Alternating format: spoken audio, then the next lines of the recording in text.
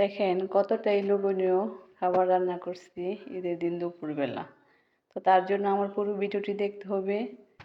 আসসালামু আলাইকুম, সবাই কেমন আছেন? আশা করি ভালো আছেন। সবাইকে ঈদের দুপুরের শুভেচ্ছা রইল। ঈদ মোবারক। তো সবাইকে প্রথমে একটি অনুরোধ করব, আমার চ্যানেলটি সাবস্ক্রাইব করে পাশে থাকবেন এবং বেল আইকনটি বাজিয়ে একটি লাইক দিয়ে আমার পুরো ভিডিওটি দেখে ফুল ওয়াচ করে আমার এই ছোট্ট চ্যানেলটির একটি বড় উপকার করে দিবেন। সবার কাছে এই অনুরোধটি রইল। তো আজকে হচ্ছে ঈদের দিন দুপুরবেলা রান্নার আয়োজন চলতেছে। তো পুরো সকাল আর সারাদিনের ভিডিও দিলে একসাথে, কারণ একসাথে দিলে অনেক লং হয়ে যায়। এই জন্য দুই ভাগ করে আমি ভিডিওটি আপনাদের কাছে শেয়ার করলাম। তো আপনাদের কাছে আশা করি ভালো লাগবে। তো সকালে ভিডিওটি আপলোড হয়ে গেছে, দুপুরের ভিডিওটি একটু দেরি হয়ে গেছে। ছেলে মেয়েদের কারণে আমি এডিটিং করতে পারিনি, এই জন্য একটু দেরি হয়েছে। তার জন্য আপনাদের কাছে দুঃখিত।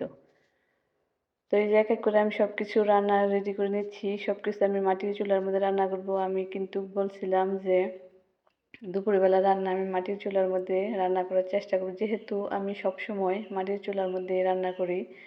তো এই জন্য আমি মাটির চুলার মধ্যে রান্না করতেছি দুপুরবেলা। বিকালে একটু বৃষ্টি হয় না, আরও রান্না করতে বৃষ্টি হলে হয়তো রান্না করতে পারতাম না। সকালে ঝিরি ঝিরি বৃষ্টি ছিল, এই জন্য আমি সকালে ঘরে রান্না করছিলাম গ্যাসের চুলার মধ্যে। তো এই যে আমি এক এক করে সব কিছু রান্না করে নিচ্ছি।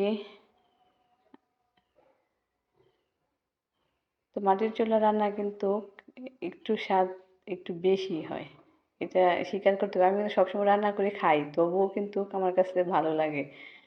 মানে এটা সবাই এটা স্বীকার করতে হবে যে মাটির চুলার রান্না একটু বেশি স্বাদ। তো মাটির চুলার মধ্যে রান্না করে কিন্তু অনেক কষ্ট, ভিডিও করা ঝামেলা এগুলি। তো এই যে তারপরেও আপনাদের জন্য কষ্ট করে আমি সব কিছু মাটির চুলার মধ্যে রান্না করে নিয়েছি। দেখেন আমি সব কিছু রান্না করে ঘরের ভিতর নিয়ে রেডি করে নিয়েছি।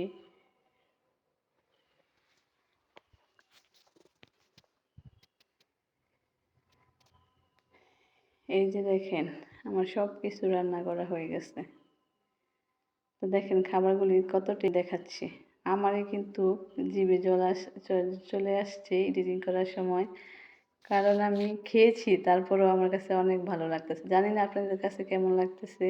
তো আশা করি ভালো লাগবে। অবশ্যই জানাবেন কার কার কাছে কেমন লাগছে।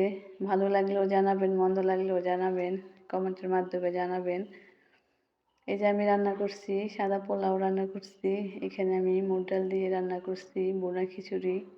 তো সাথে ছিল মুরগির রোস্ট পোলাও দিয়ে খাওয়ার জন্য, আর বোনা খিচুড়ি দিয়ে খাওয়ার জন্য রান্না করছিলাম এই যে গরুর গোস্ত, যেটা কমন খাবার বাঙালির ঘরে ঘরে।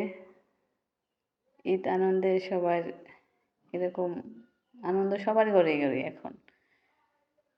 তো আমার রান্নাগুলি কেমন হয়েছে অবশ্যই কমেন্টে জানাবেন। আর আমার একটি মন খারাপ কারণ ছিল, আমি এই ঈদে সালামি পাইনি। হাজবেন্ড নাম বলছিল নামাজ থেকে এসে সালামি দিবে, তারপর সে তার এক বন্ধু নাকি অসুস্থ, ওইখানে চলে গেছিল। তো আস্তে আস্তে বিকাল হয়ে গেছিল। বিকেলে এসে বলতেছে এখন তো ঈদ চলেই গেছে, এখন আর সালামি দিয়ে কি করবা। তো এই জন্য আর কি একটু মন খারাপ।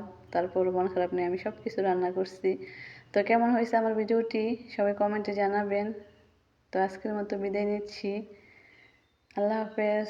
সবাইকে আবারও ঈদের শুভেচ্ছা। ঈদ মোবারক।